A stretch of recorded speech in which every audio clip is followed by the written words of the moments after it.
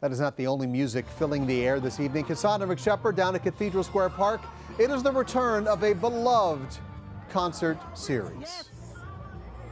Yes, Steve, and people are certainly coming out to show their support for the return of jazz in the park. I'm here with Eddie Storkey. Eddie is the executive director of the East Town Association.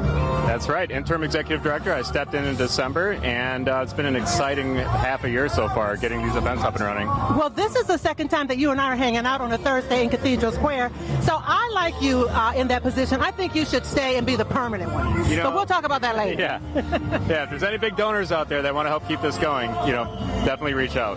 So let's talk about the return of jazz in the park. Long awaited, very much loved.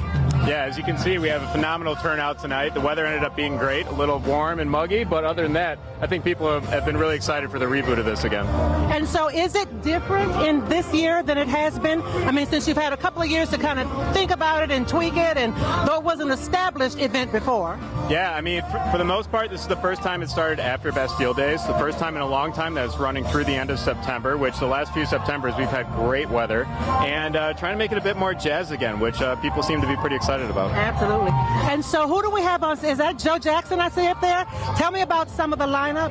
Yeah, so we have Cigarette Break tonight. We just got done hearing Kevon Cortez Jones do a spoken word piece called Love Letter to Milwaukee, which is really phenomenal. And some other favorites. We're partnering with Milwaukee Jazz Institute, Fresh Coast Jazz Festival, a favorite of mine called Steez, which is playing in September, and a few other surprises. So yeah. I absolutely love it. And of course, I see vendors. I don't really see food trucks, but you've got tents, you've got vendors here. What are the vendors bringing? Yeah, so we have Charcuterie and Me, who's helping cater to a VIP partnership experience that we have with On Milwaukee.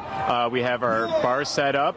Smokin' Jacks, which is a favorite of mine. They were at Bastille Days. Got to try their wings. And a few other vendors, which for the most part, most of them are going to be here the entire season. So if you don't get a chance to try one tonight, you can come back again and try another one. But the way that this goes, you bring your chair, you bring your blanket, you bring what you want, you come, you sit out, and you enjoy, right? That's right. We don't try to prevent people from bringing their own bottle of wine if they don't want to, but we are a nonprofit. Most of the music, besides our sponsorship contributions, do come from our beverage sales and donations. So if you come, we just ask that you clean up after yourself, maybe make a donation, or buy a beverage on your way out. Awesome. Yeah. All right, Eddie, thank you very much. Steve, I'm going to give it back to you. The energy out here is just palpable. People are really excited. We got kids playing, people dancing.